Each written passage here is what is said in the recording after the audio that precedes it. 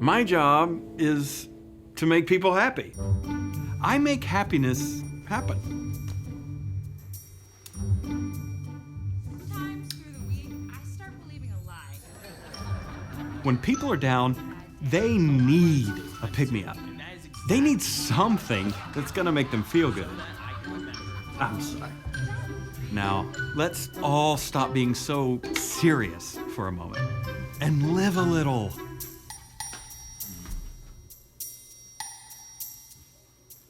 No. They need happiness. I really love my job. Whoa! Ah! Me! Yeah! Ah! Yeah! Oh. He'll take it. What feels good in the moment? That's the secret. Right, one for you. There you go. And one for, oh, here you go. You get purple. Here you go. One for you. Anybody else? Listen, you guys, have you ever been happy? Did you enjoy it? It's okay. And that's how happiness happens. Oh, that makes me happy. So we are in week 2 of a series called How Happiness Happens, in which we are talking about how happiness happens. And just a note, before we get started here, we're drawing a lot of our content from the book How Happiness Happens by Max Lucado. And I read this book a few months ago, and when I did, I was surprised to learn, and maybe this will surprise a lot of you too, that the Bible actually talks about the subjects of happiness and its close cousins of joy, cheerfulness, gladness, merriment, pleasure, delight, laughter, and things like that over 2,700 times. Which tells us God cares about our happiness because it's such a big subject in the Bible. In fact, in the New Testament alone, it contains over 50 practical principles to help make happiness happen. Max, in his book, focuses on 10 of those principles, and I'm going to be talking about one of those 10 principles today, but more on that in a minute. So if any of you are interested in picking up a copy of that book, we have a few available in our atriums at some of our locations, but if your location doesn't have any more copies of the book, it's super easy to find online or wherever you buy books. But for now, happiness is something we are all interested in because we all want to be happy. I mean, this isn't a religious thing or a Christian thing. This is a humanity thing. Everybody craves happiness. In fact, I don't think I've ever met another person who said, I don't want to be happy unless your name is Ebenezer Scrooge or you're an Eagles fan. Oh, you hear those boos? My case, point proven. There you go. Sorry, that was low, I know. But the desire to be happy drives most of what we do. So much, in fact, that the founding fathers of the United States of America put in the Declaration of Independence in an opening paragraph that the pursuit of happiness is one of our unalienable rights. I mean, you were born, you deserve to be happy. But researchers actually have even concluded that happy people enjoy higher odds of a strong marriage, lower odds of divorce, superior work performance, bolstered immune systems, lower levels of stress and anxiety, better work relationships, better family relationships. Happiness is actually beneficial to us. Now think about most of the advertisements that you see. I mean, advertisements in some way try to convince us that if we buy their product, we will be happy on some level. I mean, there are happy meals. You eat this meal, you'll be happy. At least that's what they tell our kids. There's shoe companies that claim if you buy their shoes, you are buying happiness for your feet. And Coca-Cola, their new tagline, have you heard this? If you buy a can of Coke, you open happiness. My husband actually saw this the other day, and he sent me a picture of this. You know what this is? This is an Amazon truck, a delivery truck. On the side of it, it says, warning, contents may cause happiness. What about Disneyland? What's their tagline? It's the happiest place on earth. Well, Disney's actually pretty smart because they know that we all want to be happy. And they've convinced us, if you go there, you're going to experience ultimate happiness. Which personally, I kind of have an issue with because if anybody ever says that, they've never been there when the heat index is 110 degrees. and you have an extremely exhausted 6-year-old and 13-month-old, and every line that you get in is at least a 2-hour wait, even with the fast pass, and the monorail back to your hotel to help you escape the misery is actually out of order. So their tagline should be more along the lines of, if you want to feel miserable for a day, just come hang with us. I mean, I don't mean to throw Disney under the bus. I mean, so you Disney lovers out there, because I know we have a few, please don't send me angry emails, okay? Please don't. I mean, maybe you love lots of people in long lines while standing on the surface of the sun. If that's you, that's great. My point is, Disney is pretty smart because they know we all want to be happy. And if they can convince us once again to buy one of their tickets to their theme parks, well, they've done their job. But if you take a good look around, it seems like gloom is what is in high demand these days, and happiness is in short supply. Matt last week actually talked about a survey that was done, it's been done since 1972, every 3 years by the University of Chicago. And in 2021, they found that only 19% of Americans would describe themselves as very happy in their day-to-day lives. And that was the same across all age groups and all demographics. And if you're like me and you're not good at math, let me help you with this. That means that 81% of people walking around are just not very happy. I mean, you would think the opposite would be true, especially since we live in a period of time where we have advancements in medicine, advancements in technology, advancements in education, instant communication with one another around the globe, wherever you are. Chick-fil-A, Starbucks, Amazon. I mean, anything that you want at the tip of your fingertips with just the punch of a few buttons. But we've been convinced these kind of things should create happiness in us. But the truth is, and you know this, they don't. And since they don't make us happy and we don't really know where to find happiness, it creates in us this tension where we tend to put the blame for our unhappiness onto others. We hold other people responsible for how happy we feel or don't feel. I mean, if we're not happy, it's not our fault. It's not our choices that we've made that have made us unhappy. It's somebody else. I mean, it's this kind of thinking that drives us to fixate on the faults and flaws we see in others. And when other people behave in ways that we don't like or we don't agree with, well, you know what? We actually have a name for that. You know what we call that? We call those pet peeves. Little things that we fixate on that ultimately don't matter. I mean, I'm not talking about things that people do like acts of violence or legal violations or things that are unjust. Rather, I'm talking about little things that just get under our skin and irritate us and exasperate us and aggravate us and ultimately make us infuriated. Little things that just gnaw at us that end up changing how we react to, respond to, and treat one another. Because we hold other people responsible for our happiness. I mean, we live like we have this daily happiness quota. And if anyone aggravates us or messes with our pet peeves, well, it's their fault.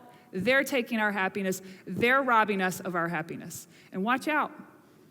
Because once it's gone, boy, it is gone and nobody better get in our way. I mean, it's like this, for example. Check out this little emoji graphic here with this little, can you see that? There we go. Okay, this is like our daily happiness quota represented by this gauge and this cute little smiley face emoji. That's us, and here's how this works. You wake up in the morning, you start your day, and then something happens that gets under your skin. I mean, your roommate left that mess they told you the night before they would clean up. A little bit of happiness gone. Or how about this? You go to the grocery store and you're in the express lane. You know where this is going. The person in front of you has more than 15 items in their cart. A little bit more happiness gone. Or how about this one? Your spouse, in the middle of a discussion with you, looks at you and tells you to settle down. I heard that. That'll suck the happiness right out of the room. You got behind a slow driver just cruising in the passing lane when you were already late for something. You know how that feels. A little bit more happiness goes. Your kids whining. I don't even need to say any more about that. Or how about this? You get on social media at night and you get flooded with opinions about politics or other hot button issues. And before you know it, you're just irritated. And your happiness is canceled. We don't have an encouraging word to say to anyone who crosses our path. We don't have the patience to put up with anybody. We get edgy and we nitpick and we complain and we have zero tolerance for our spouse, our kids, our parents, teachers, co-workers, friends, whoever it might be. I mean, if only people would stop behaving like people. But have you ever thought about it this way? The phrases we use when we are aggravated with people reveal the person who actually suffers. She's getting on my nerves. He's driving me up a wall. They are just a pain in my neck. Who suffers? We do. Not the person who's aggravating us. We suffer. And instead of being happy, we become resentful. And that resentment drives us to withhold things that people need. We withhold things like compassion and kindness and love. And when we keep those from people, you know what ends up happening? It ends up building more resentment, and people just become angry, and it just keeps growing. Because after all, if we're not happy, no one should be happy, right? And the truth is, most of us, myself included, have been there more than we care to admit. Because our happiness doesn't come from what we get, and it doesn't come from other people. Other people are ultimately not responsible for our happiness. So if you want to know where happiness comes from, if you want to know the secret to finding happiness, I'm going to tell you might want to write this down. I'm going to tell you right now, here's the secret to our happiness. Happiness is found when we give it away. Max Lucado says in his book that it's like a boomerang. You see, when you give it to others, whether it's through meeting someone's needs or speaking life-giving words of encouragement or providing care, what ends up happening is more happiness comes back to you. I mean, our happiness is absolutely contingent on how we help one another. You see, happiness, we like to think of it as an emotion. Do you realize it's actually less of an emotion? It's not really that much of a feeling. Happiness is really more of an outcome. It's a result. I like the way Andy Stanley says how happiness happens. He actually says it this way. He says, you sow and reap your way into happiness. I mean, you've heard that old saying, you reap what you sow. This is how it works with happiness. You sow and reap your way into happiness. That's one of the reasons why the Bible tells us in Acts chapter 20, verse 35, that it is more blessed to give than to receive. You see, when you help one another, when you give to one another, what you are doing is you are cultivating an eventual outcome of happiness in your life. You're not just helping them. What you're doing is you're boomeranging. I don't know if that's a real word or not, but it should be. You're boomeranging. We can use that for now. You're boomeranging happiness back to you. But listen, if we are continually walking around with a hole in our happiness because we are letting little things get under our skin and irritate us, if we're just continually choosing to focus on faults and flaws that we see in people, then how are we ever going to help them? We can't. We won't.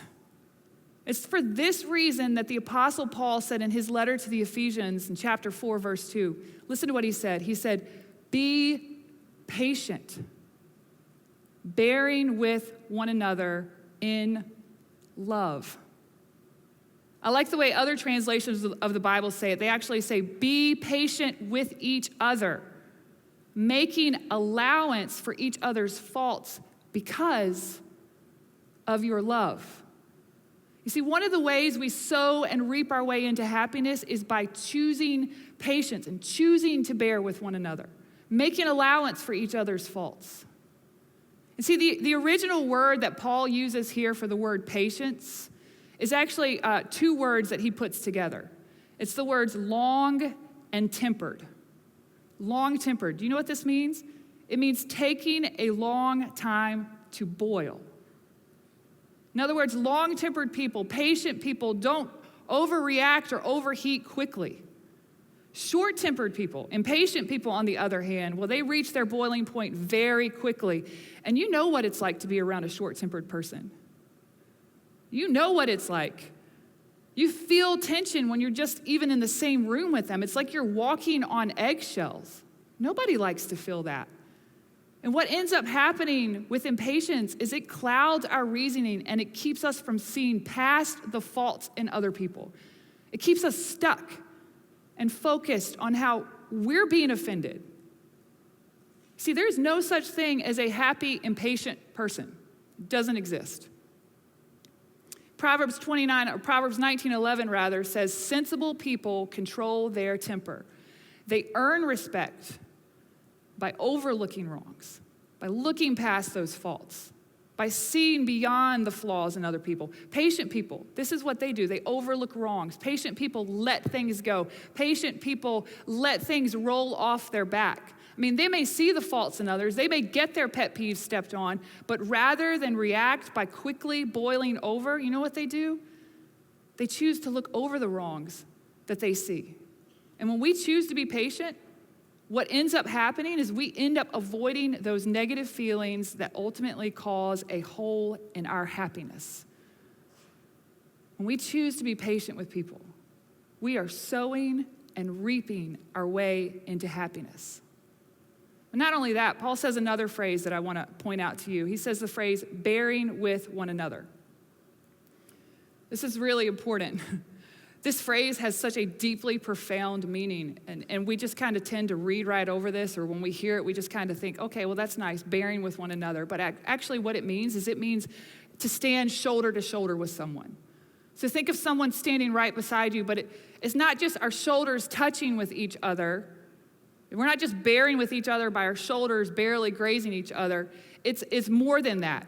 It actually means to hold oneself up against, like you are leaning on the other person for support. You are holding yourself up against them. Let me give you a visual of what this is like. So a little while ago, I ran across this story of two brothers in the final race of the 2016 World Triathlon Series. This took place down in Mexico. And one of these brothers, by the name of Brownlee, was in the lead. He was about to win this race. He was less than a half a mile from the finish line. He was on par to set a new world record when this is what started happening to Johnny. Take a look at the screens up here. Johnny started to stumble and stagger around, like his whole body just started to just shut down.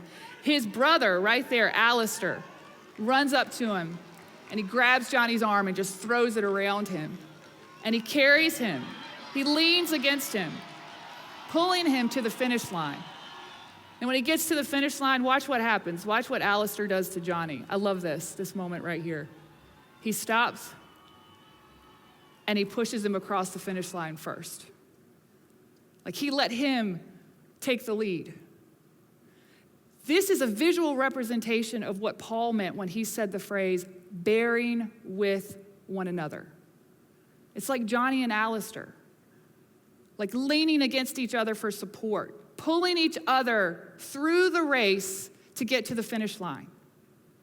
Now, we aren't literally running around with our arms around each other in triathlons. We're not doing that when we're bearing with one another. And sometimes what that means is just simply this, saying to someone, I see you, and I care, and I'm here for you. It's that simple. But choosing to be patient and bear with one another, you know this, it's a lot easier said than done, especially when people just will not quit getting under your skin. It's so much easier said than done. It doesn't come naturally for us. We have to be patient. We have to work at it. We have to build those muscles. So if you want to sow and reap your way into happiness, I'm going to give you two really simple ways that you can practice building those muscles. Number one, look for positive things. When you see other people, look for positive things in other people. See the good in them. I mean, we have more in common with each other than you think. If you look for faults and negative things, that's all you're ever going to see. It will cloud your vision from forever being able to see beyond those things that come out in people. But if you look for good, you will find good. You will always find what you look for. Look for positive things in other people. Start building those muscles that way. Number two, believe the best about people. See, when people run across our path, when we run into people on a daily basis, we have no idea what people are carrying around with them. We have no idea what they may be living through or have experienced in the past, and by choosing to believe the best, we let go of each thing they do that offends or irritate us, and we choose to think things like, you know what, I don't believe they meant to sound that way. Or maybe they're just, they're just having a bad day. Or maybe they just don't feel very good. Believe the best and look for positive things. I mean, these are two really simple ways that we can start practicing building these muscles like right now, today. I mean, we owe it to each other to build patience and to learn to bear with each other because we are all human. We all have faults. You can be sure that the same has been done for you at some point by someone else. I mean, I can stand up here today and say with absolute certainty that there have been people in my life that have chosen to be patient and bear with me over and over again. My parents, for starters. I mean, Jesus actually had this to say about our faults. Matthew chapter 7, he says, "Why worry about a speck in your friend's eye when you have a log in your own?" I mean, how can you think of saying to your friend, "Let me help you get rid of that speck in your eye," when you can't see past the log in your own eye? Jesus gets real candid here when he says, "You hypocrite. First get rid of the log in your own eye. Then you will see well enough to deal with the speck in your friend's eye." I mean, stop and think about that. A log versus a speck. I mean, according to Jesus, we are the ones walking around with that 2x4 sticking out of our head. But we pay more attention to that tiny little speck in our friend's eye. We have more expertise on the faults of our friends than our own faults. But notice, Jesus didn't say that we couldn't help with the speck in our friend's eye. He never said that. He just said, take the 2x4 out of your own eye first. I mean, that doesn't mean that you can't ever point out a wrong. It means there is a time and a place to speak up about things that continually get under our skin. But first, what we need to do first is we need to pause and we need to look at ourselves. I mean, Jesus, think about what he did for us. Jesus chose over and over again to be patient and bear with us, long before we ever realized we needed him. When we were stumbling around and staggering around, he ran after us. And he grabbed us, and he wrapped his arm around us, and he gave us his shoulder to hold ourselves up against. There has been no greater act of patience. There has been no greater act of bearing with one another than what God did for us through Jesus, his son. I mean, if anyone had a right to be angry and frustrated and aggravated with us, if anyone had a right to be exasperated or irate with us, Jesus did, because of the way that he was treated. But instead, he chose to bear with us. He chose to be patient. Romans 5:8 tells us, "But God showed his great love for us by sending Christ to die for us while we were still sinners, while we were a mess, while we were a disaster, while we still had that 2x4 coming out of our head, while we were in the middle of slip-ups and mistakes and mess-ups with our faults and our flaws. Jesus chose to be patient and die for us while we were still sinners. He chose to love us anyway. He sees the good in us. He looks over our faults. He believes the best about you, and he believes the best about me. He's so patient with us. Jesus loves you for who you are right now. Not who you should be, not who you could be, but that you are right now, today, whether you are watching online or sitting in one of these seats in our locations. Jesus loves you. And if you're a follower of Jesus, this is the example we should follow. Jesus set the standard for how we should treat and react and respond to one another. not with impatience, not by being short-tempered, not by choosing to fixate on faults and flaws we see in other people, but by choosing to be long-tempered, by choosing to have our shoulders ready for anyone who needs to bear with us, for anyone who needs to hold themselves up against us. That's our example. And for some of you listening today, you would say you want to cultivate an outcome of happiness in your life. And if that's you, this is a great place to start.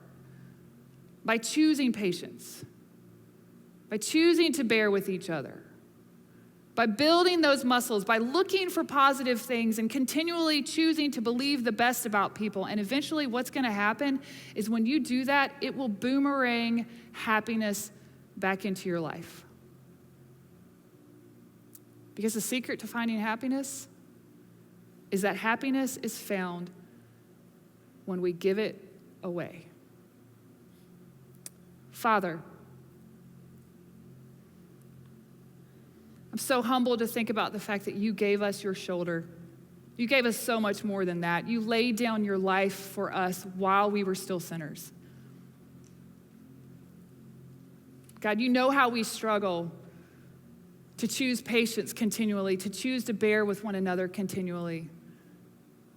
So I pray, God, that you would just help us to pause and remember what you did for us before we ever realized we needed you. God, I pray that we would just continually choose to be patient and bear. God, this world is desperate for more people like that. And God, may we be the people who choose to do that every single day, no matter what comes our way.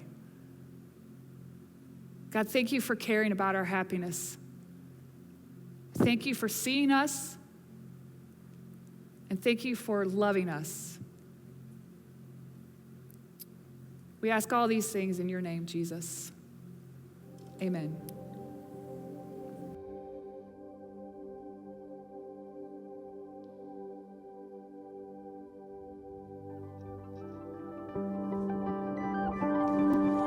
All your hopes are shattered, and you feel like your soul is a sea. Your dreams don't seem to matter. Your heart is bruised and battered. You can't feel anything. Love anyway. Love anyway. When your world has gone to hell, no story left to tell. Love anyway. I have been a long lost pilgrim, built my home on fragile faith. I've been the victim and the villain, still the father to my children, owner of a heart that's slow to change.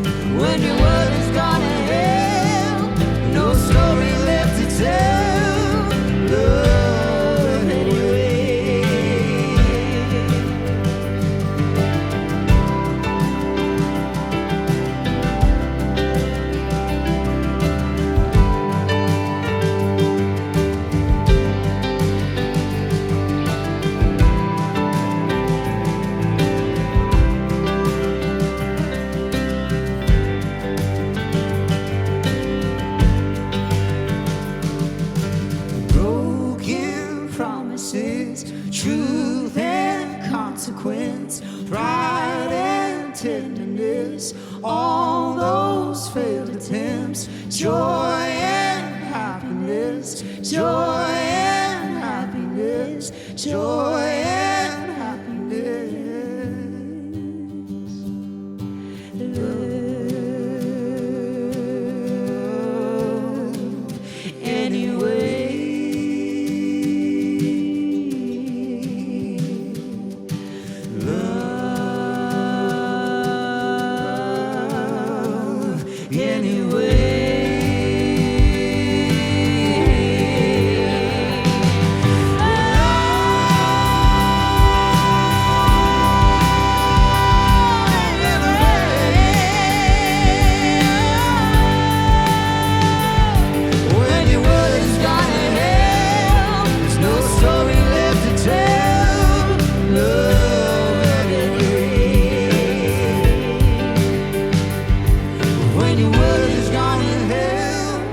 no story left to tell.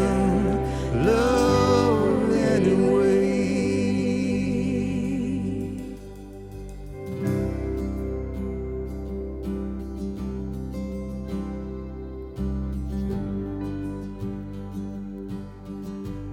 So make no mistake, when you choose to be patient and bear with one another, you will be tested.